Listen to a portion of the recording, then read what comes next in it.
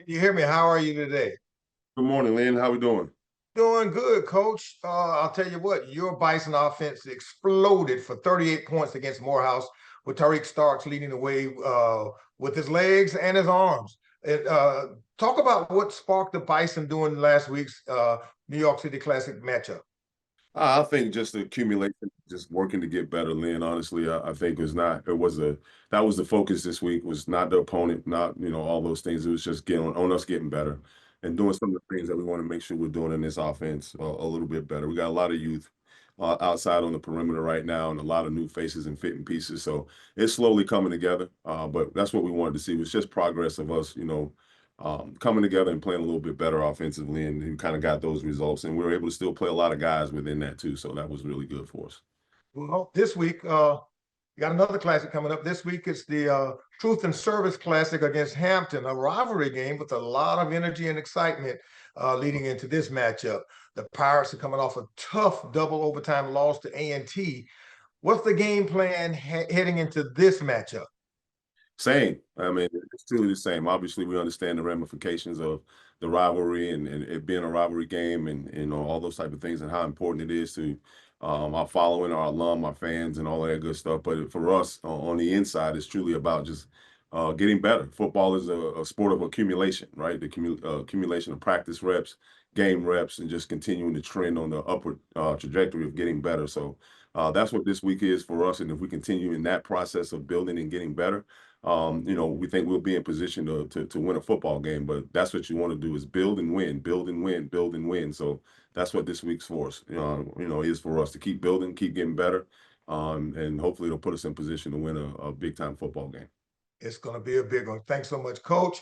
That concludes my questions. So now let's open up for any questions from the media. As a reminder, media, please use the raise hand feature and remain muted until you are introduced. Also, please limit your questions to just one for Coach Scott. Our first question of the morning comes from James Hill. James. Good morning. I hope everyone is well. Coach Scott, talk a little bit about Mr. Starks and just the momentum you have as you go into this next classic versus Hampton, the HU battle, if you will, and a lot of people will be watching this game. Like I said, James, good morning to you too as well. Like the tie. First of all, just, football again is an accumulation of reps and accumulation of opportunities to get better and keep sharpening and keep sharpening. And I think that's what you're seeing in Tyreek right now. He's getting a hold of the offense and really trying to understand, what we're trying to do and how we're trying to do things, and especially through, my mind as a play caller and those type of things. So we're kind of settling into that, and with time and each week and with reps, we just get better. And I think that's what he's doing. He's getting better and better each week and getting a hold of what we're trying to do. And then just allowing the game to come to him and let his athletic ability take over in certain situations where he has, the freedom to use his legs and create and do those type of things. But he's got a live arm. He can make all the throws. We're going to continue to work on the accuracy and those type of things. But he can always, make plays happen for us. So he's a guy, again, the reps and accumulation of just playing football is getting him better each week, and hopefully we'll continue on that trend as we move through this week in the season. All right, Coach, have a blessed week and good luck in the rivalry. Thanks, James. Appreciate it. Name Cartwright. Hello, Coach. Congrats on another win for you guys. As you guys get ready for this game against Hampton, knowing how motivated that they are for how last week ended, what do you think are going to be some of the keys for you guys to match their intensity as you guys get ready for obviously a big rivalry game here? I mean, honestly, Wayne, I'm not concerned about where their emotional state is, about where they are, and I'm not concerned with that at all. I'm concerned about Howard and what we need to do to be ready for this game. I'm not getting into their psyche of where they are and what they're thinking and what they came out of and what they're dealing with. That's for them and their staff and those guys to worry about. I got enough here on the Mecca at the Hill to worry about each day to get to football practice and those things. So I'm just concerned about getting us better, putting us in the best position that we can, both physically and mentally, to be ready to play our game, dictate how we want to play the game, and go get better. And if we get better, we'll put ourselves in position to win. That's all that matters. All right, Coach. Good luck this week. Thank you. Our next question comes from Chris Stevens. Good morning, Coach. How are you? I'm doing great, Steve. Chris, how are you? Pretty good. Football is a week-to-week thing, obviously, as you've coached and played over many years. Just how important is it for these guys to sort of see that every week is a new adventure? Of course, you guys were in South Florida Labor Day weekend. You go to Philly previous weekend. You're in New York this weekend, and you're finally kind of sort of at home. Back in the Truth and Services class. Just what's going to be the key for these guys, especially the newer guys that you're working into the lineup, getting them experience to see just how important it is to take every week seriously. Man, you look at the landscape of college football. If you don't take on each week, now in college football as a life and a season within itself, I can't help you because you got to find ways to keep these guys drawn in the process, right? A day by day process of what the approach that it takes to win. There's too many distractions and too much things out there going on. You look at what happened at UCLA and Virginia Tech this past weekend, where they've already made changes and coaches are let go. And they announced this morning that all those players are now free to go in the portal, and we're going into week 4 of the season. So there's a lot of things that's going on that you just got to keep your guys honed into, kind of the process. And the only way to do that is to shrink it down for them. They got to go day by day. What's your Monday look like? And even in that aspect of it, the guys laugh around here because I tell them in one day is actually 3 days. Yeah, morning, evening, and morning, afternoon, and evening. So, break it down even more, and you don't get to skip steps in process. So kind of keep them process oriented. What do we got to do to put ourselves in position to win each week? You can't do that without going through Sunday, Monday, Tuesday, Wednesday, Thursday. So just keeping their head down, keeping them process driven through our structure and what our plan throughout the week that we use to progress them through to get ready for a game, and just keep them focused on just that. And then nothing else matters but today. Today is a good class day. Go meet with your professors. Make sure you're tied up, buttoned up, and ready for class today. Locked in that way. You're doing treatment. You're getting in recovery, and then just being a student, putting your book bag on, taking a deep breath, and being a really true student today. Winning that aspect of it, and then we'll focus on Tuesday as Tuesday and Wednesday and Thursday comes. But it's just a day by day driven process approach towards making sure you're ready to play on Saturday. Thanks for your time as always, Coach. Best of luck this weekend. Thanks, Chris. Appreciate it. We'll look to Dwayne Nash now for the next question. Good morning, Coach. Dwayne Nash from the HBCU Sports and Hero Sports. How are you this morning? Dwayne, I'm doing well. How are you?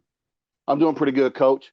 Now, I'm kind of piggybacking off of Chris's question and off of your response. We talked about keeping the players focused every week.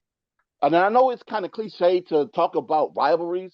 However, how difficult is it going to be to keep your players focused going into this week, knowing it's such a huge rivalry game and the fact that you guys haven't beaten Hampton in over a decade, well, in almost a decade? That's the stat right there. If you want to spend any stats, that's the one right there that if anybody wants to talk about, that's what hasn't been done.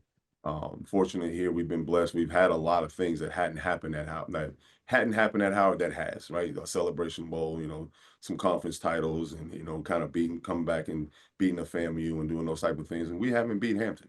I don't think we have to talk about that enough. I think that's left to you guys. You guys can definitely talk about that and have those conversations. We got to focus on the process of what it's going to take to put ourselves in position to win this football game. The rivalry part of it, regardless of what the situation is Howard versus Hampton. That takes care of itself. I don't think we have to hype up a rivalry. That's already built. That's already done. What we have to go do is be ready to play in the football game. And that's what's going to be our focus, playing in the game, getting better, doing the things we need to do, executing at a high level, playing together, all of the same things that we talk about each and every week that aren't going to change. But, just understanding that this one for some people around means more. At the end of the day, I just want us to get better. And if we get better, we'll be in position to take care of what we need to take care of. All right. Thanks so much, Coach. Good luck this weekend. Thank you. Appreciate it. We'll look now to Ty Miller. Hey, good morning, Coach Scott. How are you? I'm doing well, Ty. How are you? I'm good, Coach. Kind of a two-part question here. I want to know what jumps out about Hampton on tape for you, because we're doing some pregame on that. And secondly, does it make it tougher to prepare for teams now that they have players in transition with so many transfers and so forth, just like you mentioned about UCLA? Well, let's start with the first question. What stands out is they got a lot of transfers. So I'm gonna try to answer that to you in one way. But I think they're big, athletic. They run around really well, like typical of any Hampton team. They're gonna have good size, and have a lot of really good athletes. Obviously, they're in a primed area that kind of has the ability to recruit and attract that type of talent. Coach has done a good job. I think he had to make some changes and reassemble his staff a little bit, but it brought in some really good coaches. And those guys look like they're still playing to the true Hampton identity. They're going to run around, be physical, play fast, explosive on offense, can make explosive plays. Obviously, they always got a good running back there to hand the ball to, and they really try to run the ball. And when you try to load up and all those type of things, they have the ability to get behind you and pass coverage and create a big play on the perimeter too as well. So we'll be cognizant of all of that kind of stuff, but just big, strong, athletic, really fast Hampton team that you kind of accustomed to seeing when you watch film, and they'll track those type of bodies that do that from the transfer portal. Thanks, Coach. All right, Dr. Kenyatta Cavill. This is Kenyatta Cavill. Dr. Cavill's inside the HBCU Sports Lab. Thank you, Lynn. Coach Scott, I heard your opening statement, and I know that it's about what you do with your team, but if you would allow me to ask this from this perspective. Rivalry games oftentimes are interconference, natural, in-state, or games, if you would. Sometimes they come out public-private. Sometimes they're border wars. Does it change your philosophy in regards to whether it's a conference game or non-conference game when you say it's just about us? As you've heard, some coaches, they'll lean into a rivalry game, and other ones will say, no, we need to look at this as another game and we got to find a way to get better. Is that framed because of it not being a conference game, or is this just something over the years as you become a head coach, dealt with other coaches that you decided to move it in that direction? Yeah, I mean, I'm fortunate and truly blessed, Doc, when I say this. I've been in some of the biggest rivalry games in college football. If you play against a Miami, Florida State, I mean, I've been in that and coached in when both of us were in the top 10 in America in state. I've been, Florida, Georgia, when I was at Florida every year, the world's biggest outdoor cocktail party. So 100,000. That's just a little big, just a little big. I've been in some of those type of games in season, whether that was in the ACC, SEC, and those type of things. And the mindset was still the mindset. It is about your team, and it's about you getting better and playing the style of football that you always want to play. Will the players innately play a little bit harder? Probably. The energy will be raised a little bit. The excitement that they feel and the buzz from the stadium and the environment will kind of set the tone for a high level of energy and a high sense of urgency and those type of things. Those hype elements take care of themselves to get the best out of those players. What we stay centralized and focused on is just the approach and the process of getting better. Are we getting cleaner and playing clean football? Are we playing penalty-free football? Are we taking care of the football? Are we running, blocking, tackling, and catching? And getting better, especially when you look at a rivalry game like this being so early in the season. The fourth game is still about the build of your program and the building of your team and playing fundamentally sound and clean football. And if you give yourself a chance, the hype elements of getting the best out of them and getting them to play at a high level with a lot of energy and play for something will come out of them naturally. I'm still going to be concerned about them playing good football, because you can have guys out there hoorahing and a lot of energy in the wrong places, in the wrong gaps, and running the wrong routes and doing all those type of things. That I'm not interested in. I'm interested in good, clean, fast, fundamental, physical football. And if we're doing that, we'll give ourselves a chance to win, rivalry game or not. Thank you, Coach, for entertaining my question and giving me such a robust framing of why. Thanks, Coach. I'll keep my guy, man. I love it. Our final question comes from Nathaniel Henry Jr. How you doing, Coach? Congratulations on the win Saturday. Doing well, Nate. Thank you so much. Nathaniel Henry, Howard Sports Media. You often talk about the three phases of the game. On Saturday, the defense played strong, and the offense was effective. The blocked field goal attempt followed the momentum-building drive by Howard. It seemed to change the game. Talk about that. Yeah, I think what you want to always do is teach football. We have what we call a plan to win. We go through it with them every Sunday. We kind of touch on keys to victory and those things before we play the game. And then we show them how it all ties together. Field position, hitting yardage, offense, defense, special teams, how critical it is that everybody's doing their job, and that we're playing very complementary football. So, you look at a game where We played a lot of guys. You know, if people notice on film, sometimes we went full substitution on punt teams, full substitutions on kickoff teams, where we'll have our twos take all those meaningful reps and got meaningful reps in games to continue to develop, but getting everybody to buy into the team first concept of understanding how we win and how important complementary football is. You know, your defense gets a turnover, give you a short field, you got to go capitalize on it offensively. You know, you get a really good return out of your punt team, put yourself in good field position because of special teams. You got to capitalize on short fields and the opportunity. When you got them backed up and those things, you keep them pinned, the defense keeps them backed up so that we can win field position. You got to point out all of those things as you educate and develop and continue to help these guys understand, situational football, but complementary football. And how when you're handling business in all three phases, you're going to always tilt the odds in your favor heavily that you're going to give yourself a chance to win. So, again, it's an educational process. We want to make sure we're teaching and coaching really good football, sound football, and smart football players. To me, that's part of our identity, smarter, tougher, more disciplined together. And you can't do that unless these guys kind of understand how it all fits, you know, and how it all rolls together for the better of the good of the entire program. So, yeah, we want to make sure that they get that and understand. And we saw some great examples of that to teach off of this week.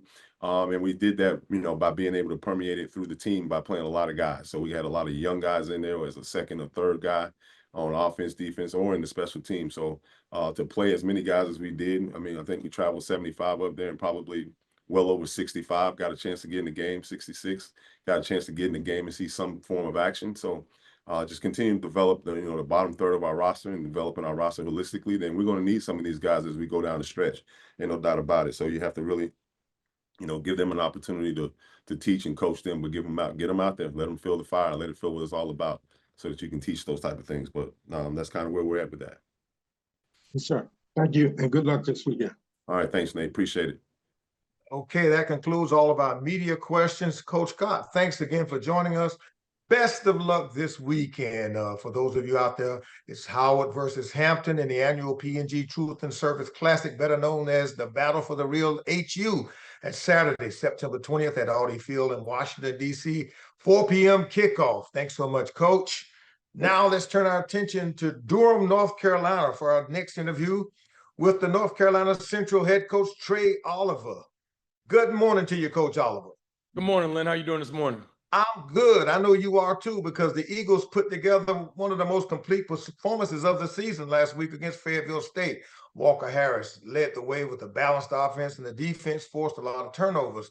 How important was it to get that kind of response after a two-game skid? We needed it.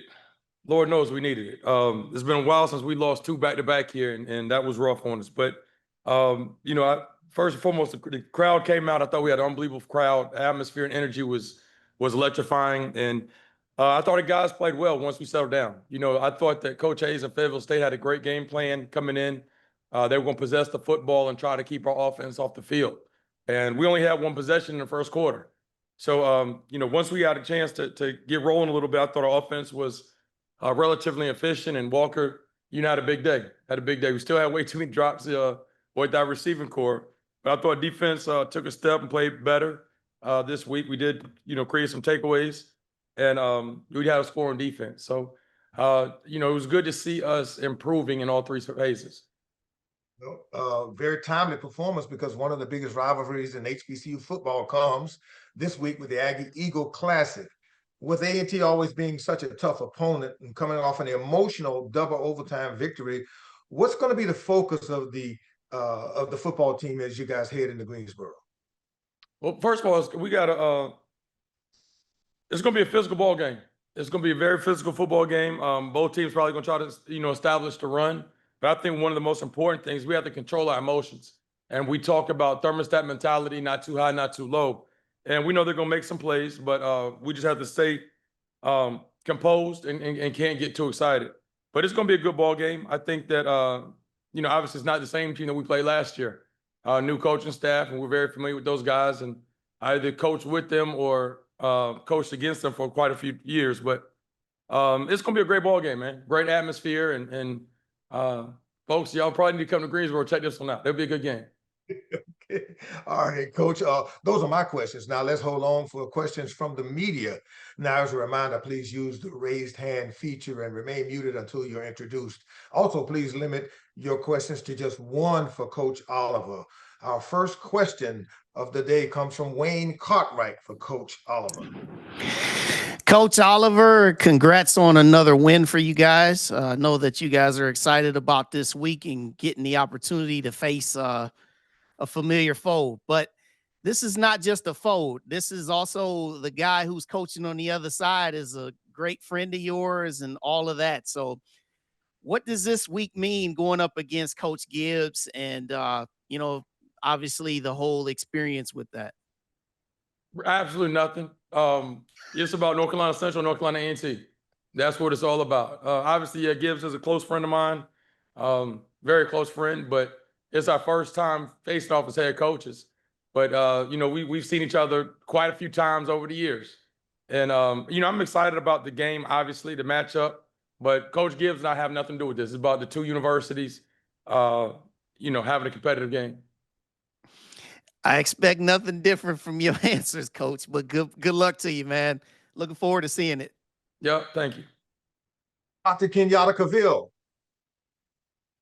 This is Kenyatta Cavill, Dr. Cavill's inside the HBC Sports Lab. Let me say congratulations on the win. I was remiss to say that earlier. Yeah, thanks, Doc. No problem. But I want to go into that same frame of question. We have two unique matchups this weekend within the conference, where I'm calling non-conference conference rivalry games, if there's such a thing. And so it kind of came up with different styles of coaches, how you lean into a quote unquote rivalry game, if you allow me to use that.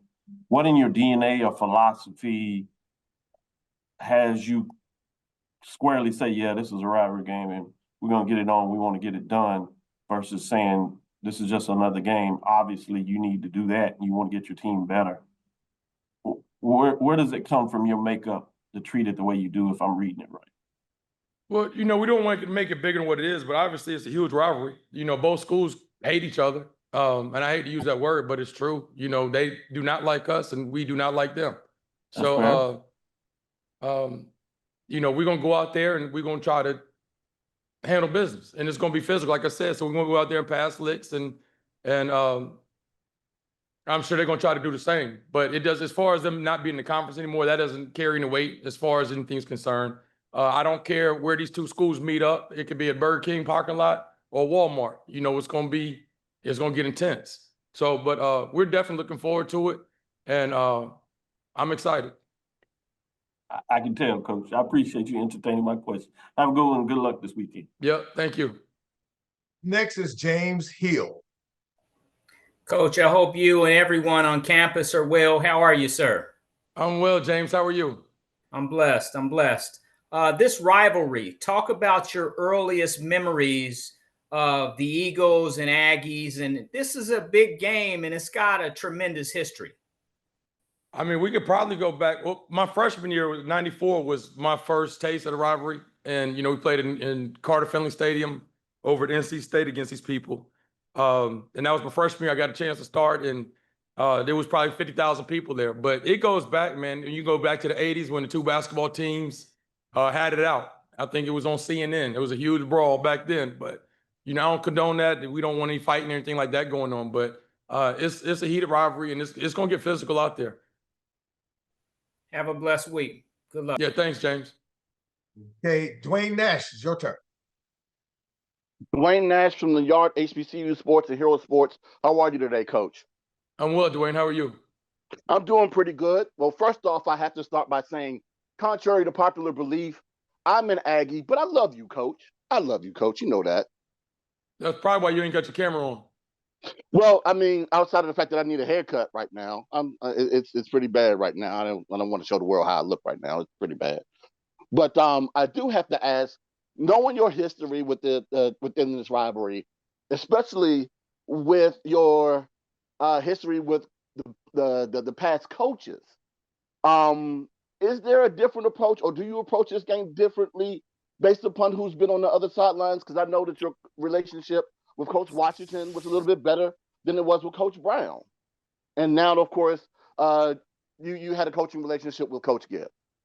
Yeah, well, our approach is going to be the same. We don't treat any game differently as far as our approach to the game. Obviously, Coach Washington coached me in college and recruited me, so I've known him forever, so we did have a close relationship. I didn't really know Coach Brown very well. But as far as the approach to the game, nothing changes. We're going to approach it the same way. And obviously, like I said, both staffs are familiar with each other. They have 2 coaches over there that were on my staff last year. So they know everything about us, how we move, our signals, our calls, our playbook. I mean, they know what we do. And, we got a good feeling about what they do. It's going to be all about execution and limited mistakes. All right, Coach. Thanks so much and good luck this week. Yeah, thank you. And now to Darryl Duvall.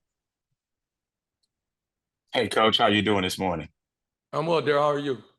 Pretty good. The question I have is your team put up 49 points against Fayetteville State. And obviously, that was a big win. What impressed you most about the offensive execution? Well, I thought that if you look at the game, was quite a few things that happened throughout the game that I could tell we were taking steps in the right direction. We played multiple running backs and several guys scored. And you see Walker scrambled, and a couple weeks back, he was sliding. And, he gave his body up, went over the top, took a shot, but scored. And, we understand how important it is when we get in the red zone, we got to come away with points. And I think we were 5 for 5 in the red zone. So, the biggest thing is growth in every area. I did think we gave up a long return in the punt return game. That was kind of disappointing. But week by week, man, you guys see a little bit of progress week by week. Well, good luck, Coach. I look forward to watching the game this weekend. Yep, thanks. Our final question this morning for Coach Oliver comes from Stephen Gaither. This ought to be interesting.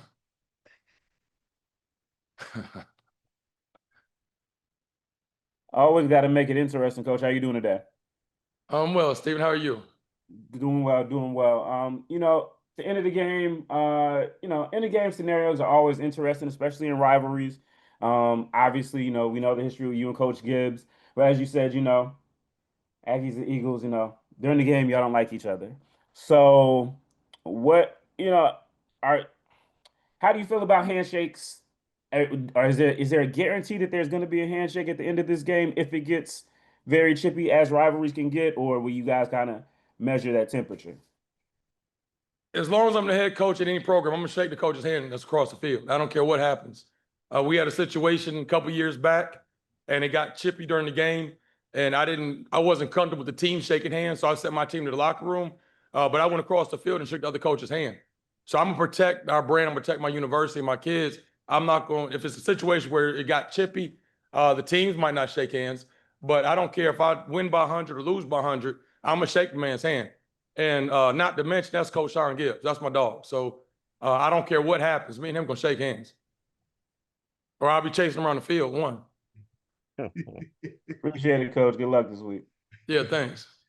All right. That concludes all of our media questions for you, Coach Oliver. Thanks again for joining us this week, and we wish you nothing but the best of luck. The North Carolina Central Eagles are at the A&T Aggies this Saturday, September 20th at Truist Stadium in Greensboro, North Carolina. It's the Aggie Eagle Classic, 4 p.m. kickoff on Flow Football. Now, our next interview is going to tell us what the buzz is all about in Dover, Delaware with the Dale State Hornets. And the man to do that is the head coach, DeSean Jackson. Good morning to you, Coach Jackson. How you doing, man? Good, good. The Hornets put together a dominant effort against Bowie State, especially on the ground. Nearly 280 yards rushing and 3 different players finding the end zone this past weekend. What impressed you most about the way your offense established control and set the tone early and often in the game? Well, I think anytime you can put a W in the win column is obviously what we want to accomplish and we want to reach for. Throughout that game, man, there was just a lot of frustrating things that went on. I feel like we should have scored a lot more points than we scored.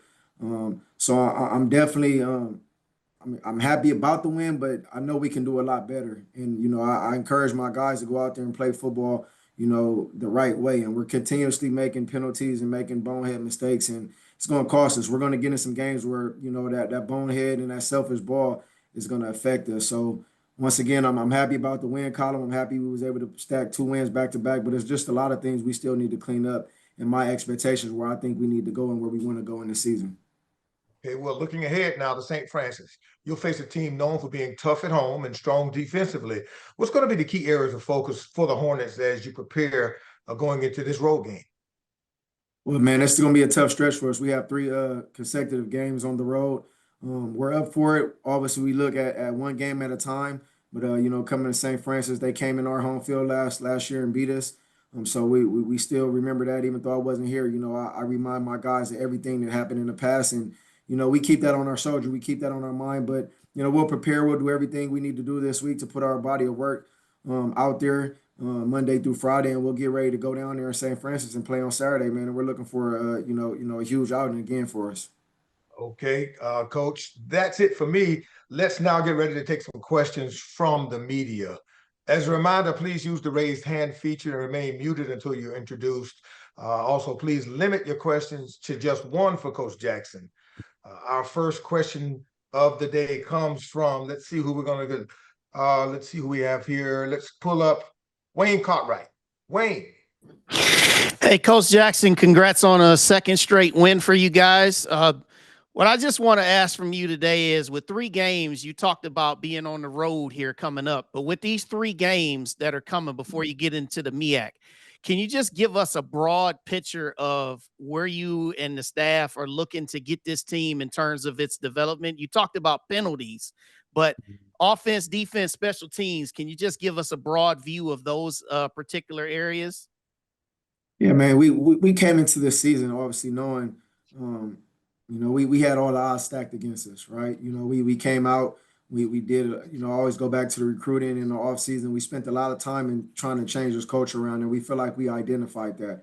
It's still early in the season, right? We're going on week 4. We're 2-1. We feel like we put some good body of work out there. We showed glimpses of some great ball, all 3 phases, offense and defense and special teams. But just our standard, our expectation is way higher than what we're getting right now, right? And we know we can get a lot more out of our team and out of our players. So we're just continuously, keeping the standard to standard, and our expectations when we go to work, we put our work in, right? And it's not going to be perfect. As the head coach, you understand it's not going to be perfect, but as long as we're able to, get better, not make the same mistakes over and over, we're leading in the right direction and we're heading in the right direction. My thing has always been changing this culture and showing that we can win and we can compete at a high level. And I think we've done that, but we're still not content. We still know we got a lot to prove, and we still got a lot to accomplish as well too. So week in and week out, we'll do that. We'll keep putting good ball out there. We'll get better. We'll clean up what we need to clean up. But overall, I'm excited about what my guys are showing, man, because they're showing they want to compete. They're showing they want to be great, and they're showing that they want to win as well too. So as far as the body of work that's been put out there, we're going in the right direction. Well, thanks, Coach, and good luck to you guys this week up there in Pennsylvania.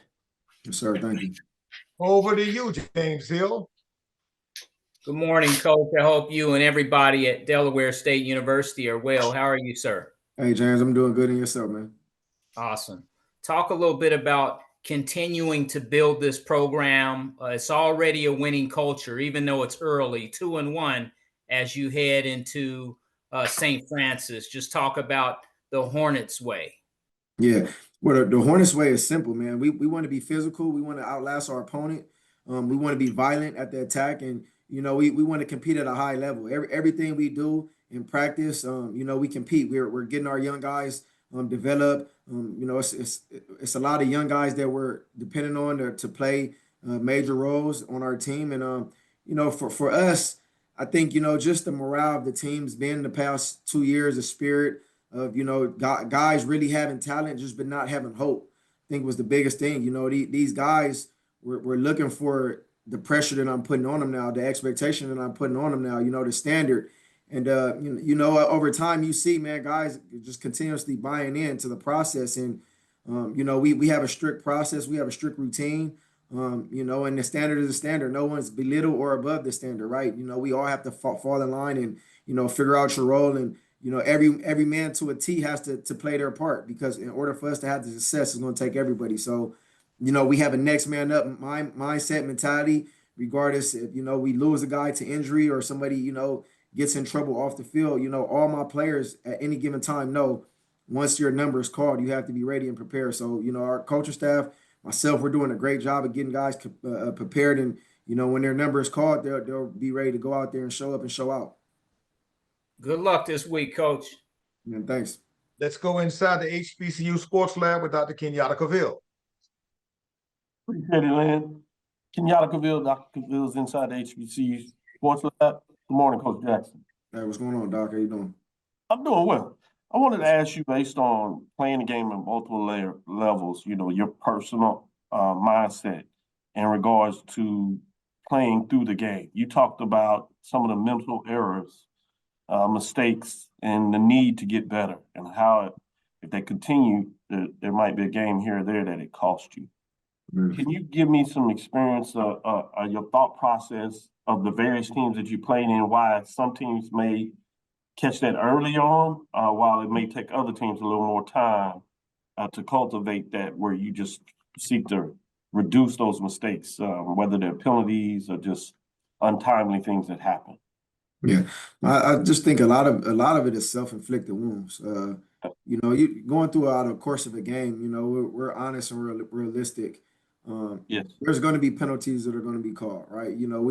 We understand that no one can play a game and go out there and play it 100% correct, right? You're going to get out of position. You're going to have to reach. You're going to have to grab. You might grab a face mask on accident. So from that perspective and that point of view, I'm understanding of that.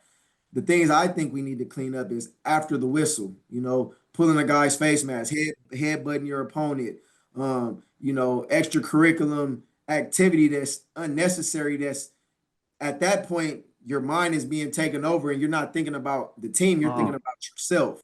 So for me, when I'm frustrated and after a win, I'm in there giving my players and my team a handful of words, it's more on the sense of like, let's not continue to bite us in the that's going to affect us, because I feel like if we get into a game and we're going against a team that's going to be battle for battle, score for score, and we need to stop, and we're continuously going out there making those bonehead mistakes, then that's when it's going to affect you. Going back in my career, you can't, like I said, winning alone is hard enough, right?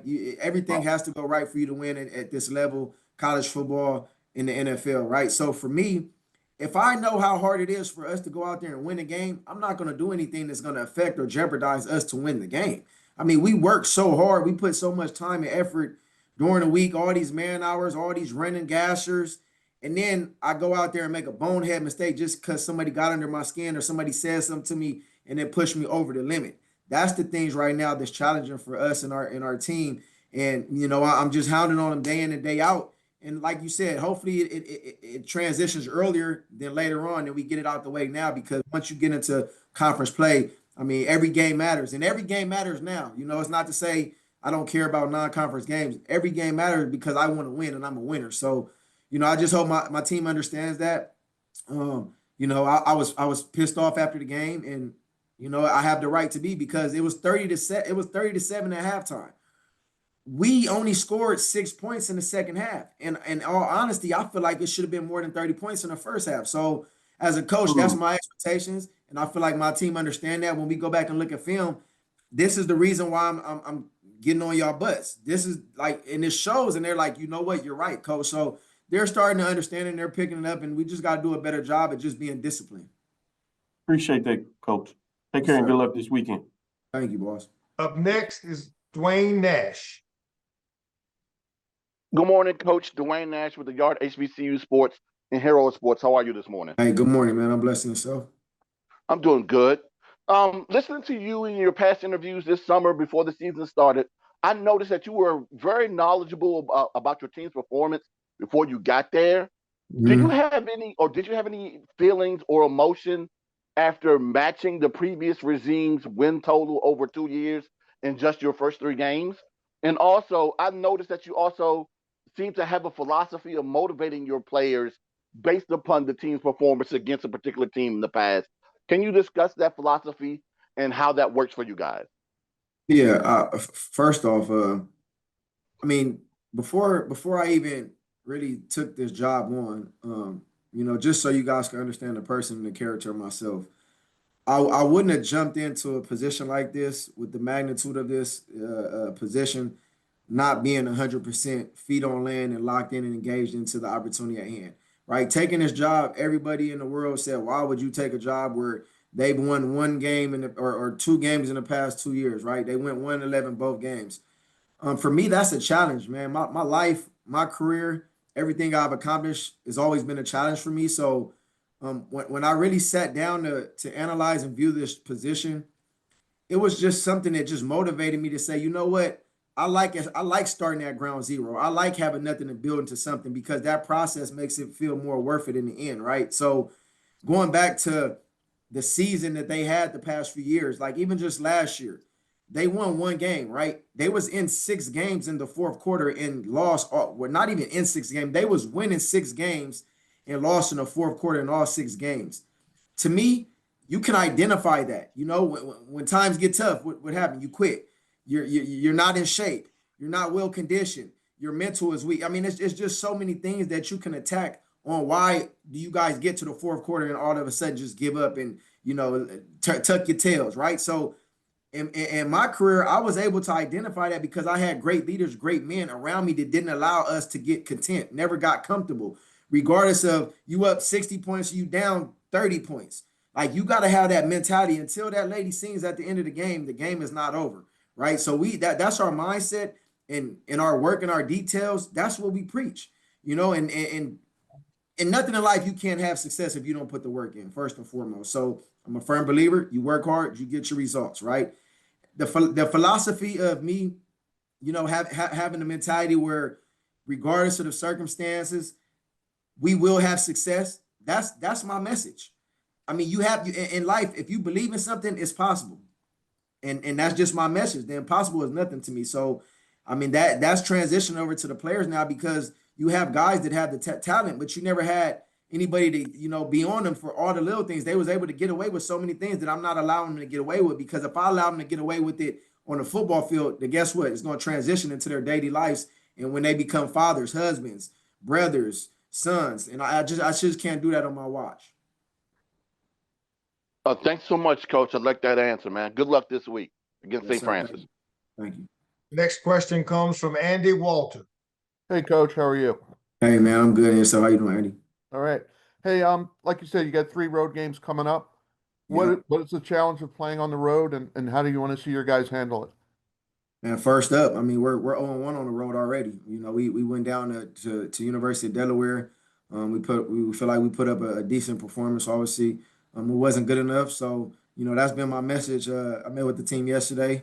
You know, we had our team flush after the game, and you know, my message is simple, man. We're 0-1, so we have to go even that up. We got another opportunity to go on the road in a hostile environment. A team that's 0-3. I know they're going to be swinging for the fence as well too, because they lost 3 consecutive games as well too. So, and they beat us last year, so I know they're going to be feeling themselves to think they're going to come in and, you know, obviously get a win. So, I mean, the odds are always stacked against us. You know, I just keep reminding my team all year. You know, to start off the year, they had us projected in last. So it's no one's going to give us nothing. We got to go take everything we want, and we got to go earn what we want in the end. So that's my message. It's simple. We got to go earn our respect. Thanks. Sir. Okay, Daryl Duval. Hey, Coach. First of all, I want to say congratulations on your win this weekend. This is Yes, Daryl sir. Duvall from Powering You Sports. Man, I'm going to make it easy because I think you kind of talked about how you, even though y'all were up, you felt like y'all could have put in more points on that. Yes, sir. What are some of who were some of the players that impressed you with the growth in that game? Good question. Oh man, I would say the freshman running back, man, Deuce Weston, man, Sean Weston Jr., man, freshman running back who's been taking a lot of reps, been getting a lot of playing time as well too in the game. Marquise Gillis is dealing with some injuries. You know, we lost another running back due to some off the field issues. So I mean, Deuce Weston stepped up, man. He's showing that he can play at a high level at a young age, and you know, when he gets that ball in his hand, he's a physical runner, man. So you know, in particular, I would say, you know, Deuce Weston. A guy on defense that's popping up is Anthony Aber, who's coming in. I think it's his last year. He's a grad guy as well too, but he's coming in. His presence has been huge. We lost one of our leaders on defense and with the injury at the safety position with DeSean. So, man, those 2 guys in particular, man, has taken a huge step of growth. And we're gonna count on them to play some big ball for us, in the near future. Hey man, again, I want to congratulate you on your win. Congratulate on how you actually changing that program. Because I mean, again, they need somebody like you that's young, that's going to put inspiration on it. I mean, it is going to the younger generation, man. I hate to say that. Congratulations, man. Look Thank forward to you. you. Appreciate it. Okay, next up is Luke Williams. Hey, Coach Luke Williams from the Black College Sports page. Congratulations on the win over Bowie. Coach, there's not a lot of wide receivers that are head coaches. They have a reputation of being divas. Some receivers, I'd say. Yes, sir. What's the difference in DeSean Jackson as a player and DeSean Jackson as a coach? Well, I can say I once was maybe a high profile diva, right? When I played in the NFL. I mean, honestly, man, it's things that I got away with, and I have a policy where no one's exempt, no one's bigger than the team, right? That's my policy. And being the head coach, man, all the things I got away with, all the things that I bucked the system on. I mean, I know a lot, ins and outs of everything, right? So to now be in this position, I always tell my players, like, I was able to have the success I had and not even really going over and beyond, because everything came easy to me. I was talented, I was faster than everybody. So I just always tell them, man, like, if I didn't do the little things that I did, I probably would have had that much more of a career, or that much better of a career. Even though I feel like I had a hell of a career, I feel like now I'm in a position where I'm not going to allow my players to get away with things that I got away with, because I know maybe if I would have put in an extra push up or dumbbell or extra gasher, if I ran a little harder, that maybe I would have got 5 more 60-yard touchdowns than the touchdowns that I did got, even though I got the record. So I just look at it from that point of view, man. Being a head coach, you have an opportunity to put your mark on a whole university, right? On a whole team of 100+ kids. You got a culture that you're changing. So I mean, it's a lot that rides on it. And at the end of the day, when you sit back and you look at it, man, you just want things to look apart and look a certain way. Thanks, Coach. Yes, sir. Thank you. Our final question for Coach comes from Ernest Rich. Coach Ernest Rich with MTMV Sports. I want to ask about your coaching mentors and how much you've been leaning on them in your first year.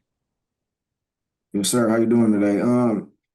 Man, well, my coaches, mentors, man, I always say these few names, man, and these guys who I respected at a high level throughout my career is obviously Coach Andy Reid, Sean McVay, Marty Morningwig, and David Culley. Those 4 gentlemen, man, like, when I was young, man, they taught me the right way. And not only coaches, right? When I came into the Eagles when I was drafted, I had Donovan McNabb, I had Brian Dawkins, Brian Westbrook, like Asante Samuel. Like, those guys taught me what it's like to be a professional, right? When I was young, I didn't really know the ins and outs of taking care of my body, spending extra time in the film room, putting extra time on the practice field, coming early, showing up late. You know what I'm saying? So, I mean, coming early and leaving late, like the field. So I would just say, man, just knowing the characteristics of, and I go back to this in general, like, right, if you want success, the time has to be put in, regardless you're a coach, you're a player. Like, you have to study, you have to know the in and outs of your opponent. You have to know the players that you put out on the field, what do they like, what do they don't like, what makes them comfortable, what makes them uncomfortable. Like, you need to know so many variables on being a head coach. And, once you find those variables, you just got to make sure you put your best work on the field, right? And it may not always be perfect, but as long as we're able to cut our mistakes and effort shows that we're just effortless. Every time we out there, we just to the whistle, right? And we're not lacking plays. I mean, as a head coach, that's what you envision to have. Thanks, Coach. Yes, sir. Thank you. Concludes all of our media questions this morning for Coach Jackson. Hey, Coach, thanks so much for joining us. Best of luck this weekend as the Dell State Hornets travel to St. Francis Saturday, September 20th at the Gold Field in Loretta, Pennsylvania. 1 p.m. kickoff on ESPN+. Thanks again, Coach. We'll turn our attention now to the green and gold, Norfolk State University head coach Michael Vick. Good morning to you, Coach Vick. Good morning. How you doing? Doing good, Coach. The Spartans hit the road this past weekend to the Big Ten's Rutgers Scarlet Knights. And although the score didn't go your way, your team showed some bright spots at Rutgers, particularly in the running game with Kevon King and Xavier Evans, and with the defense generating 3 sacks. What positives do you have to take from this non-conference FBS matchup that you can use on to build and move forward? Yeah, for us, it was all about coming out and competing. And, you know, like we always say, going into the game, knowing we're going to win, not hoping we're going to win. So the mindset was to come in, accept the challenge, have fun, and go out there and do, you know, the things that's required to play winning football. You know, obviously for us, you know, just fell to an early deficit after the 2 block punts. And you know, it kind of changed what we wanted to do versus what we needed to do. So it happened so abruptly. We had to make changes on the fly, but at the same time, still went out, competed hard. We had some bright spots, some things that we can learn from, and you know, I thought we competed hard. You did, Coach, and as you prepare now to return home against Sacred Heart, what are the key areas of emphasis for the Spartans will you need to focus on to regroup after that tough road game and to protect the home field advantage at Dick Price Stadium? Yeah, for us right now, it's just about going out there and playing winning football. Obviously, go back to the basics, the things that we know help us, you know, put us in position to be competitive and put us in a position to win. You know, don't try to do too much, like we always say, but at the same time, stay aggressive. And so, you know, look at last week's film, see what we can take away from it, see the bright spots, see the things that need to be corrected, and keep moving forward. Okay. All right, Coach, thanks so much. Let's hold on now. We're going to open up the questions from the media. As a reminder, media, please use the raise hand feature and remain muted until you are introduced. Please limit your questions to just one for Coach Vick. And our first question comes from, let's see, Wayne Cartwright. Wayne. Hey, Coach. I just want to ask a question about just yourself now here in 3 games in as a head coach. I just want to know about your process, where you feel you are personally as a head coach. Do you feel still a little bit of overwhelmed moments? Do you feel like you're settling in? Just how do you feel personally about being a head coach now after 3 games headed into this week at home against Sacred Heart? I just feel excited. I feel enthused every day when I get on campus and you know, come here to teach, you know, to pour into my team, to inspire. You know, it's a great feeling, you know, when you come into work and you doing something that you love to do. You know, just learning you know, how to be a head coach was something I feel like, you know, over the summer, you know, during the spring, you know, I was getting to know, and then after the first game, just came out of the first game, being real pleased with the process, and so, you know, I'm starting to narrow things down on game day as to, you know, what the things I need to pay attention to, from clock to managing timeouts and managing the game, as to, you know, being able last week to do a little bit more, pay more attention to what they was doing on the defensive side of the ball, being an offensive guy, and just being in tune, get more comfortable, and just staying in tune to the game. And so, you know, just driving over here today, I just, you know, it just hit me like I'm a football guy at heart, and, you know, the football comes out of me each and every day, and every day it continues to grow and get more exciting. So, you know, just enjoying the process of each and every week, and can't, you know, I love the process of going through the week and preparing for the game, but, you know, just loving game day as a whole. Feel like a player all over again, but just living it out in the coach's body. Well, thanks, Coach, for the transparency, and good luck this week against Sacred Heart. Thank you. All right, let's turn our attention to James Hill. Coach Vick, how are you and everybody in the 7 cities doing this morning? How you doing, sir? Doing great. Doing great. Happy Monday. Yes, sir. Wonderful. The offense, the defense, and the special teams, just talk a little bit about your team, what you're seeing so far as you head into an opportunity versus Sacred Heart.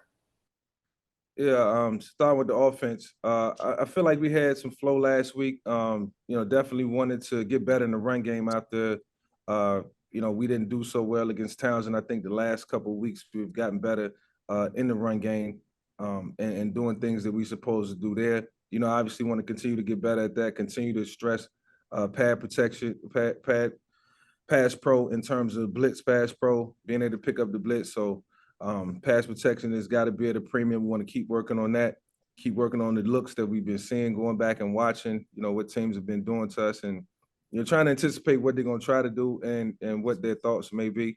So on the offensive side of the ball, I think we're clicking. Just got to continue to get consistent quarterback play. That's what it's all about. On the defensive side of the ball, looking at the things that we can get better at, looking at the things that we've gotten in trouble trying to do. Felt like we learned a lot watching the Rutgers film, playing an opponent that was, really tough and was going to give us some problems in a lot of different areas from a physicality standpoint, but being able to measure up to that and just finding ways to get better as we move forward, with all different levels of competition. And like I told my team, we got to play teams from 3 different divisions in the first 3 weeks. So that was awesome.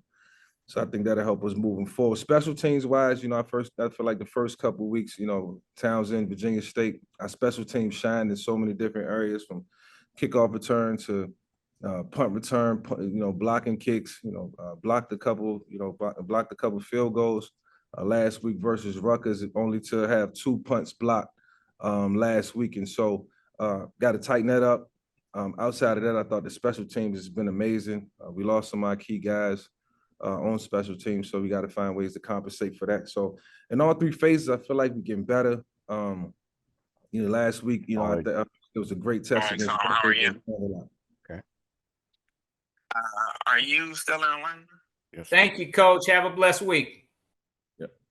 Okay, Stephen Gaither, you're up next. Hey, Coach. How you doing? Stephen Gaither, HBCU Game Day. You kind of answered the question I was going to ask you last, so I'll ask you this. Yesterday, your name came up when they were talking about the Virginia Tech job. Obviously, you're just getting your feet wet there, at Norfolk State, but and you're used to the attention. But just talk about keeping your team focused when things like this happen, because it's new for them, not necessarily for you. Absolutely. This team got to follow my lead. As of right now, man, I'm down there here. I'm down there with my coaches, with my players. I got to continue to lead. I got to continue to get better each and every day. My primary focus right now until, the end of time is going to be what we do here in Norfolk State. And so that's all we can focus on right now. I hope they're not reading any newspaper clippings or looking into what's happening on the social pages and all that, because I don't do it. So, we got Sacred Heart this week. That's the most important thing in our lives right now, outside of family and our faith. And so I'm looking forward to having a great week of practice, getting back at it. We're breaking down film right now, still from last week to get ready for this week. Appreciate it, Coach. Good luck. Thank you. Thanks, Stephen. Our next question comes up from Trevin Gray.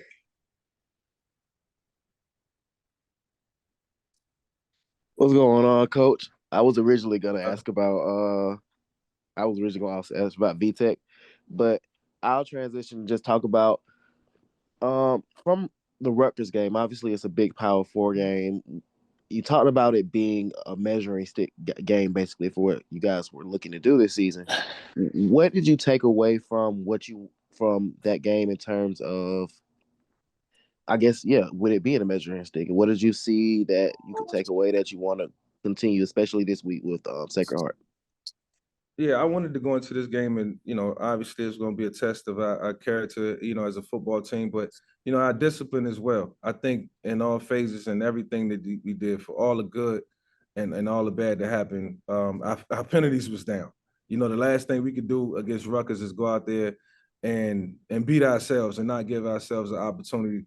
I feel like the worst that happened, was the 2 block punts, obviously, and then we had a situation on offense where we did have a hold, and I think we had a false start, and we got into like a 3rd and 35 or something, and it was ridiculous, and it's no play call for that, as we all know. So, from a disciplinarian standpoint, I felt like we was disciplined. I felt like we trusted, our calls. We competed, we played tough, And you know, it was evident, you know, so, you know, definitely wanted that to be a character building game.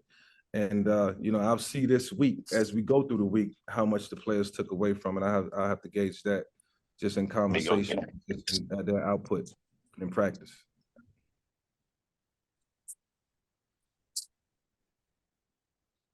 Okay, thank you so much. Our next question comes up from Dow Duvall. How you doing, Coach?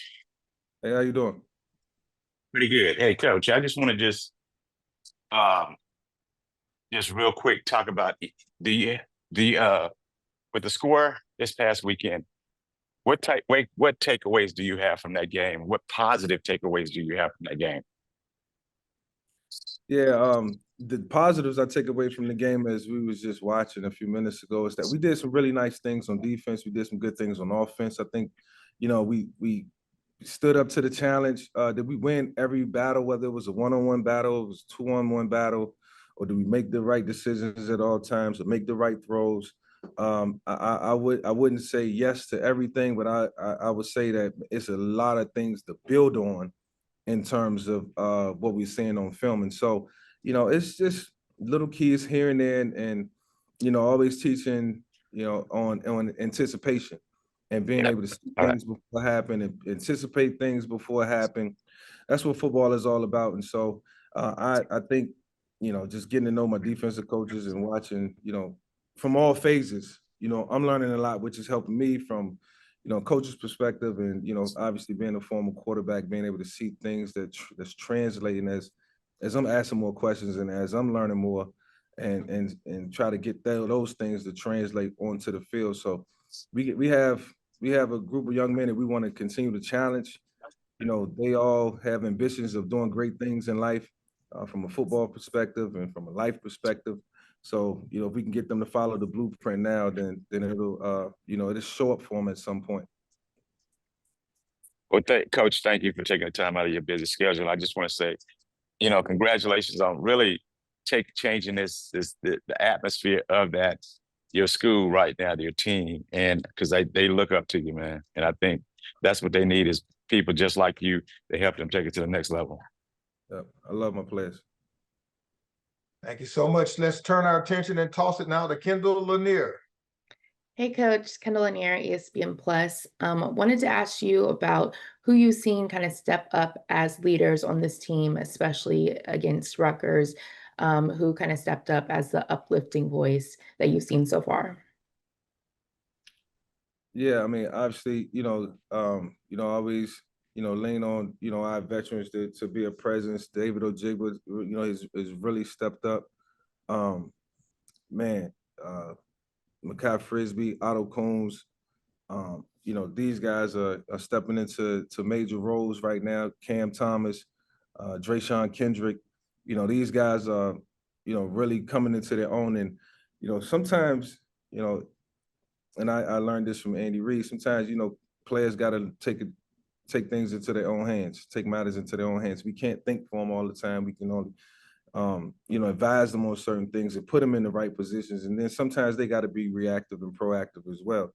And so I'm seeing those guys step up and do these type of things, and seeing players emerge, and the hunger is still there.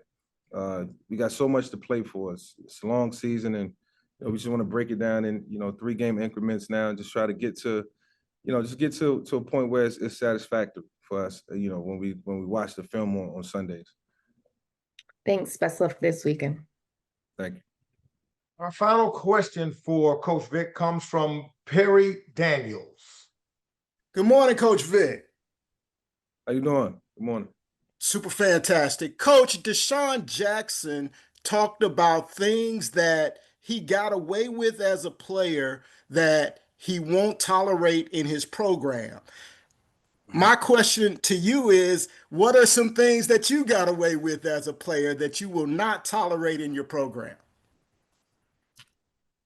Yeah, no, yeah, I caught the tail end of DeSean's interview, and I heard him saying that, and you know, it's kind of ironic because I was in my 10th year when DeSean was in his second, and I begged him to come lift weights and watch extra film, and you know, it's something that he you know, he wasn't taking into consideration for sure.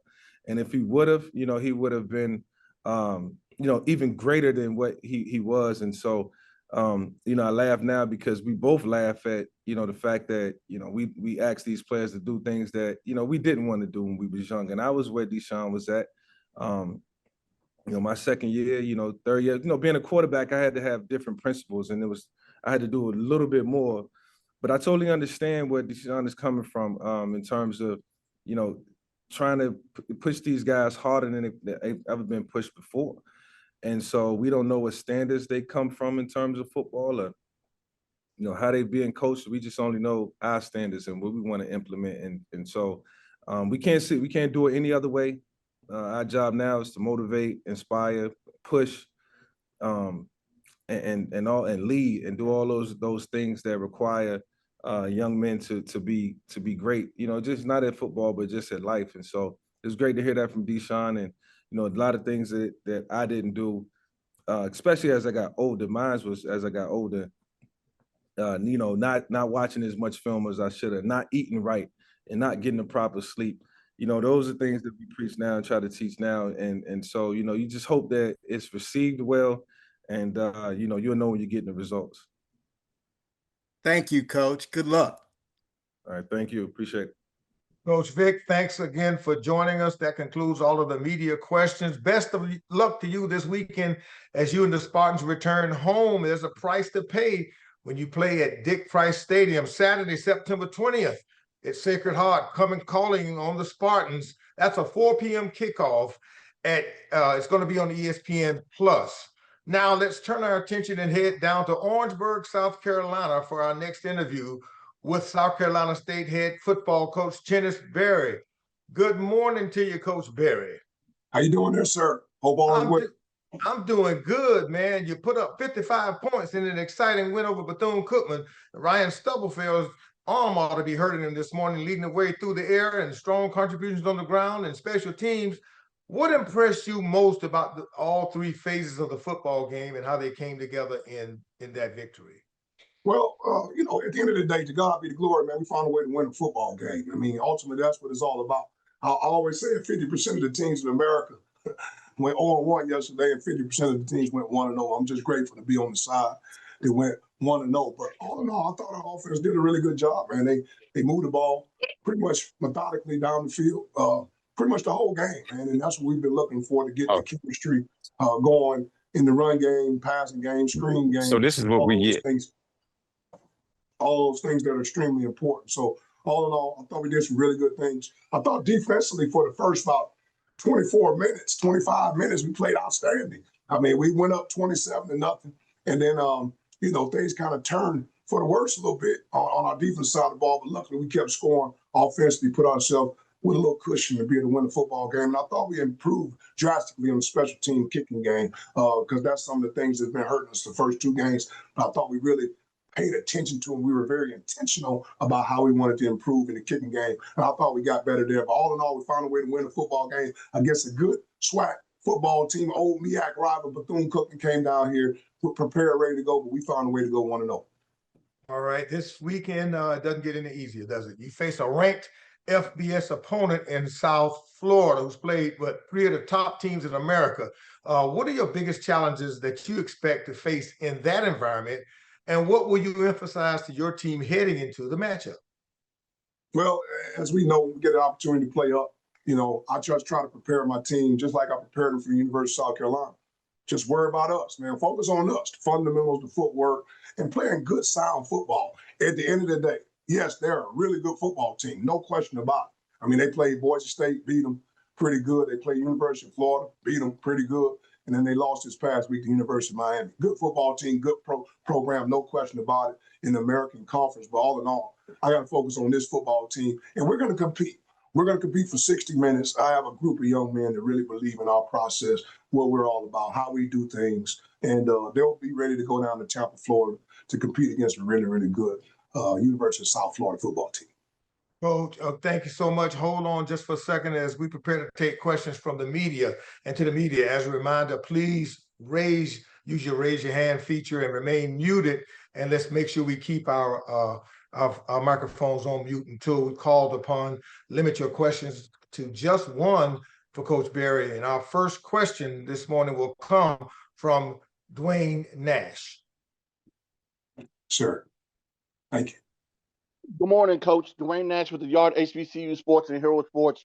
How are you this morning? Outstanding. How you doing this morning, man? I'm blessed, Coach. I understand that a win is a win.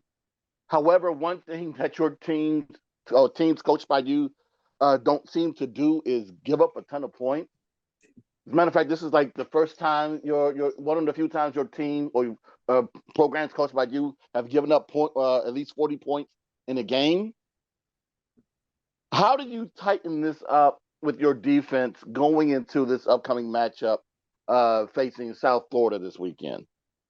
I mean, at the end of the day, it's a day-to-day process. And you're right, we have not ever surrendered that many points. And, I met with our defensive staff yesterday and the defensive team. And I still believe in them because a week ago, we just held the number 10 team in the country defensively to, I think, one offensive touchdown. So it's part of it, man.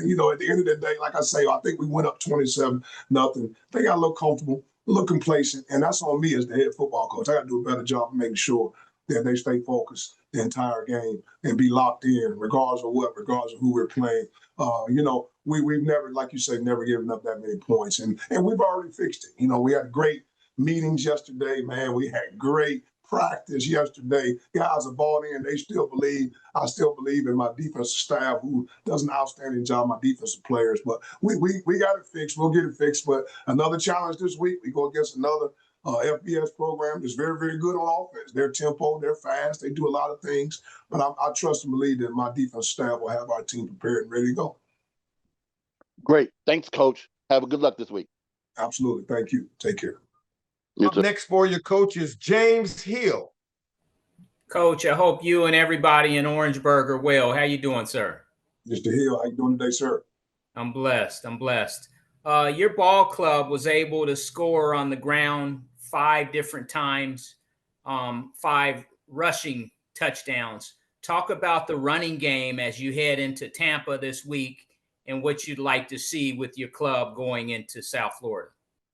Super proud of our football team. We were very intentional about how we wanted to play this game. We wanted to be physical. One thing we're going to be known for is we're going to be disciplined. We're going to be physical. And it starts with the big guys up front, man. I'm an O-line guy. And I believe in those guys got to be a cohesive unit, like when 5 playing as one. And first and foremost, we had 5 offensive linemen flying around. I mean, when you watch them on film, they were very intentional about their technique, their pad level, their footwork, their hand placement, and we played with outstanding effort. And that's what it's all about. You talk about the big guys at 300 pounds up front. So when you able to do that up front, guess what? That means you can run the football. And obviously, we have some explosive backs. I'll tell you what, we have some guys that can dot the I and cross the T. I mean, really, it's South Carolina State, man. So that's an expectation. You got to be able to run the football. And I thought we did that. And then, when we have a quarterback, they can pull it down and make plays with his legs as well. It gives yourself an advantage. But we ran the ball for over 200 yards, which is what we try to do. We didn't turn over the football, which is what we try to do. And when you do that, you can put up 55 points, man, when you do those type things. So all in all, grateful that we were able to find a way to run the football against a good Bethune-Cookman football team. Don't get it twisted. Bethune-Cookman, state of Florida, ballers, players everywhere. But we found a way. We had it on our mind. And sometimes it's a mindset thing. When you got it on your mind that you're going to get something done, nothing will stop you if your mindset in the right place. That will and that want to and that determination. There's nothing that's going to stop you regardless of what obstacles in your way. That's what we talk about, a grit. And our young man had that grit that we're looking for when we played against Bethune-Cookman this past week. All right, Coach. Have a blessed week and good luck Saturday. God bless you, man. Take care. Thanks so much for that question. James, on to you now. Chris Stevens. Good morning, Coach. How you doing? Chris Stevens. How you doing today, sir? I'm good.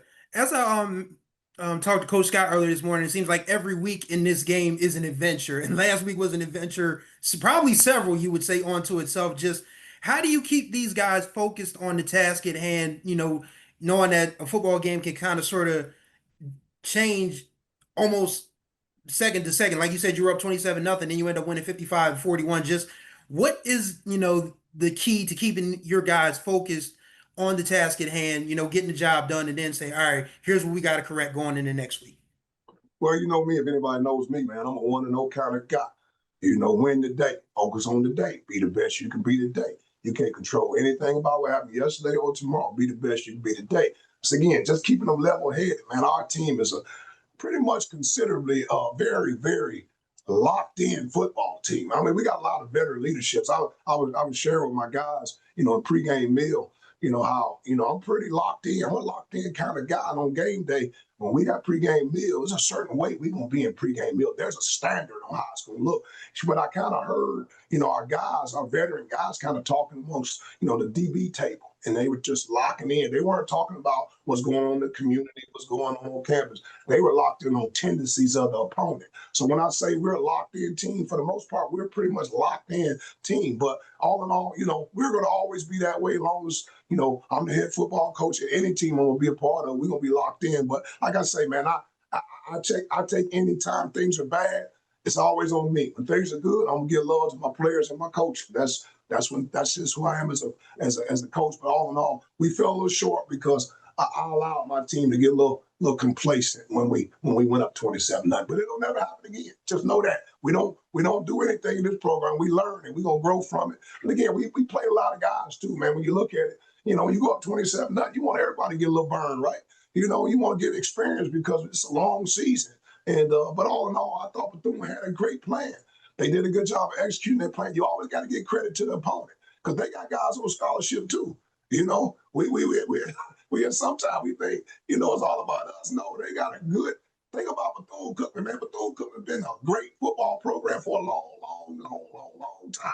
So again, I respect all our opponents, but we'll do a better job going forward and keeping our guys locked in for the whole entire 60 minutes. Thanks for your time and wisdom as always, Coach. Best of luck this weekend. Thank you so much. Appreciate it, man. Thanks, Chris. Coach, here's a question now from HBCU Game Days, Stephen Gaither. How you doing today, Coach Barry? My man, how you doing today, sir? Doing well, doing well. Congratulations on the win. Chris kind of took my question, but I'll roll with it. I'm sure you got a chance to play a lot of younger players or guys that are down your depth chart. Was there anyone that you came away seeing, hey, maybe he's a guy who's going to earn some more playing time just based on their performance? If anybody that you could pinpoint from that you learned from on Saturday. We had some guys that really step up all over the place, man. We got a true freshman starting at right guard. He done played every snap for us in 3 games. We talking about a baller, but we recruited him from a really good Huff program in Charlotte, North Carolina. We got him as an early enrollee, so he was able to go through spring ball. So even though he's a freshman, he's really like a vet and he's super, super, super talented. We had a running back, man, led the state of South Carolina in rushing last year, had 2,500 yards rushing, 32 touchdowns. Mason Pickett Hicks, you saw him hit a 70-yard touchdown run down the right sideline. I mean, we play a lot of guys, man. We know this is a long season, man. So we play a lot of guys because they earned the right to play. In our program, we don't give you absolutely nothing. You got to go earn it. And those guys earn the opportunity to play. And we got a really, really talented team, man. We got some guys that play. We play a lot of freshmen, sophomores, transfers. It don't matter. We play the best guy. We give them guys opportunities. But when you look at a guy by the name of Jordan Smith, even though he's not a young guy, he hadn't been a starter for a while. And, he caught, I think, maybe 9 balls, caught a lot of balls, almost 100 yards. We had a receiver, DeAndre Ruff. I think they had the stats wrong, but he had 110 yards receiving. They gave credit for one of his 47-yard catches to somebody else, but, he had over 100 yards receiving. So I thought our quarterback did a good job spreading the ball around to a lot of different people. We did some really good things on defense as well. So all in all, man, we play a lot of guys because we give them an opportunity, and what they do with it is completely up to them. Appreciate it, Coach. Good luck this week. Thank you so much, man. Appreciate you. Okay, Coach, we'll wrap up the questions with Darryl Duval. How you doing, Coach? Mr. Duval, how you doing today, sir? I'm doing pretty good. Nice day outside, football weather is here and everything. Hey, the question I have real quick is, you all obviously put up 55 points. Now, it was on the team. What fueled that explosive performance? And again, you talked about, on the defense side, you all basically let them put up X amount of points. But basically, I want to just talk about the offensive side. Well, we have an explosive offense. Anybody that's followed us over the years, You know, we normally pretty good on offense. So, and you know, I thought the guys just did a better job of executing. For us, we always talk about paying the fee in this program. It costs to be a champion. And that focus, that F is the fee is the focus. You got to be locked in. You got to be locked in because guess what? On offense, guess what? 10 other people depending on you. And see, on offense, 10 guys can be right, one guy be wrong. It's a bad play. As opposed to on defense, 10 guys could be wrong, one guy right. It's a good play. So you got to be locked in. So that focus got to be on 10. All right, that effort. All right, that has nothing to do with talent. That E is effort. Has absolutely nothing to do with talent. All right, it's just all about playing hard. And I told you at the beginning how our offensive line played really, really hard. And that last E is execution. You got to go execute, man. Sound good. We can draw a play on the board. We're going to run this play. We're going to read this guy. We're going to do this. But at the end of the day, they got to go execute. So I think all in all, our offense did a good job of executing. All right, we moved the ball pretty regularly against Wofford and University of South Carolina. But we kept having what I call self-inflicted negatives. Those are shooting ourselves in the foot. I thought our quarterback did a really good job of managing our offense. We didn't turn the ball over. We gave the ball to the people that were open at the end of the day. And we handed it off to the backs that we were supposed to hand it off to. At the end of the day, and our offense, it's about the quarterback being the point guard of the offense, and he did a good job of being the point guard. So all in all, man, it was a productive day. We did some really good things, took care of the football. We were great on third down. We were great on first down. All right, we were great in the red zone. I think we were 7 for 7 in the red zone. So when you do that, you find a way to win football games. So just grateful to be sitting on the winning side right now. I want to know as we get ready to go against a really good American Conference, University of South Florida football team. Right. Well, Coach, and good luck. Look forward to seeing the game this weekend. Thank you, man. I appreciate it. Hey, Coach Barrett, that concludes all of our media questions. Thanks again for joining us this week. Best of luck when you travel down to Tampa, Florida. It's going to be the South Carolina State Bulldogs against the South Florida Bulls Saturday, September 20th at Raymond James Stadium, Tampa, Florida. A noon kickoff on ESPN+. Thanks so much, Coach. And we're now going to go to Baltimore to the National Treasure. Final interview this morning with Morgan State head football coach Damon Wilson. Good morning to you, Damon. Good morning, Lynn. How you doing, brother? I'm good, man. I'm good. Last week, you spoke glowingly about Toledo being probably one of the toughest opponents you're going to see all season, and they were. And while the result wasn't what you wanted, your defense came out strong very early in the football game before things got away. What lessons can your team take away from facing that level of an opponent as you move forward into the rest of the season? Hey, Lynn, I did a piss poor job with regards to us getting over the Towson's loss. The way we lost the Towson game, we allowed that game to beat us twice, and that's something that I had to do a better job with the guys. I did not do what I needed to do in that situation, taking nothing from Toledo. But like I told you guys last week, that's probably the best ball club that we faced definitely since I've been here. And we couldn't have any self-inflicted wounds. And that second quarter was a nightmare. We got backed up, but we never got field position.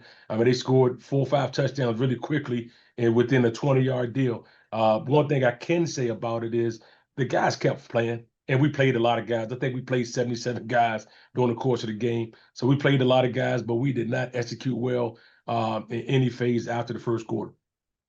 Now that you return home to Hughes Stadium to face Central State, after 3 challenging non-conference games to open the year, tell me some of the keys that your team will need to reset and to protect your home field and get back on track for the remainder of the year? It started yesterday. We came back, got off the flight Saturday night. The guys showed up to meetings. The guys were down. They watched the film. They saw a lot of things that we did leave out on the field. Had a really good practice yesterday. They're excited. They're excited to get back into the deal. Anytime you open up with 2 FBS opponents out of your first 3 games, that's a tough sledding. But all in all, I think we had a lot of lessons learned, and they will prepare us to help us later on down the line. Okay, Coach. Well, let's hold on just for a second because those are the questions I had for you. We're going to take questions now from the media. And to the media, just a reminder, use the raise hand feature. Remain muted until you're introduced. And please limit your questions to just 1 each for Coach Wilson. And the first question of the morning for Coach Wilson will come from James Hill. James. Coach, I hope you and everybody in Baltimore are well. How are you, sir? Doing well, James. How about yourself? I'm blessed.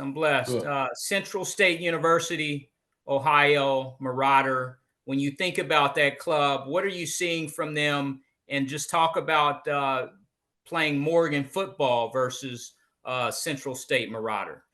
Central State's coming off a loss to Benedict. They had an opportunity to score the ball early in the game and had a little turnover there. But these guys are feisty. These guys get after it. They're going to be a well-coached program. You can see schematically what they're trying to get it done, what they're trying to accomplish. Those guys are going to play up, of course. I was a Division II coach for 13 years, so I understand exactly the mindset that's going to go into this ball game for those guys. And I know what we need to do, and that's something that we need to focus on is us. And that's something we talked about yesterday, got back to the basics or getting back to the basics throughout the week so we can play a full game of Morgan State football. Good luck, Coach. Have a blessed week. Yes, sir. Thank you. Thanks, James. Chris Stevens. Good morning, Coach. How are you? I'm good, Chris. How about yourself? Pretty good. Obviously, these first 3 weeks haven't gone the way you or your team have wanted, but the good news is everybody still got that 0-0 beside their name in the MEAC column. So just get it, not to put the cart before the horse, but just what do you want to see from your team from these last couple non-conference games before MEAC play gets underway? Just play consistently and play a full game. We've had some highs and lows in all 3 phases, but just play consistently. One thing we did do this week, we minimized the penalties. We reduced turnovers by a lot. We only had 1 turnover this year versus the week before. I said this year, last week. And we want to eliminate the turnover altogether. It was not a forced deal. It was a situation. We got to protect the ball, give up on the run, go down, live to see another down. We didn't do that. So we want to continue to improve in those areas and be ready to rock and roll when we get in conference play. All right, Coach. Thanks for your time as always. Best of luck this weekend. Yes, sir. Thank you. Thanks for that question, Chris. On now to Kayla Swayze. Hi, Coach. Good morning. I hope you're doing well. Yes, ma'am. Good morning, Kayla. I just wanted to ask, talking about opening up the season 0-3, but who really has stepped up in your locker room through the beginning portion of the season and is kind of corralling everyone? One guy that's really standing out right now is Blanchko. The obvious guys, your Eric Hunters and your Danny Casillas, but Blanchko is a guy that has never been a starter for us until this year. He's been in the program for the last 3 years, and he's a guy that you're seeing and you're hearing more about, and he's actually constantly competing at practice and in games. So I'm really proud of what Blanche is doing with regards to stepping into a leadership role. Thanks, Coach. That's right. Thank you, Kayla. And our final question for Coach this morning comes from Daryl Duvall. Hey, Coach. I just want to say, the only question I have is, how do you keep your players motivated and confident after a tough result like this one this past weekend? I got guys in the locker room, man. They doing that. It's not really anything I have to do. These guys want to come and compete. They understand what we just did this past week was not a good representation of us and our program. So, like I said, those guys checked in yesterday at practice and in meetings, and they took the bull by the horn and running with it. I anticipate seeing a different Morgan State football team on the field this Saturday. All right. Well, good luck, sir. Yes, sir. Thank you. Good luck, Coach. All right. Hey, Coach Wilson, thanks again for joining us this morning. And we look forward to this weekend's matchup, Central State and Morgan State, Saturday, September 20th at Hughes Stadium, Baltimore, Maryland. It's going to be a noon kickoff on ESPN+. Thanks again, Coach. Yes, sir. We'll see you next week. And for all of you, this concludes week number 3 of our MEAC Football Coaches Video Conference presented by our great partners, Wells Fargo. Before the end of the conference, we would like to thank all that assisted and participated in today's video conference. The MEAC would also like to thank its corporate partners for their continued support of the conference and its elite member institutions. And as a reminder, the next video conference is next Monday, September 22nd at 10 a.m. For more information on MEAC football and other sponsored sports, visit MEACsports.com and follow the MEAC on social media at MEAC Sports on Facebook, X, Instagram, TikTok, and Threads. Thanks so much for tuning in to the MEAC Football Coaches Video Conference. And hey, let's have a great football week. Take care.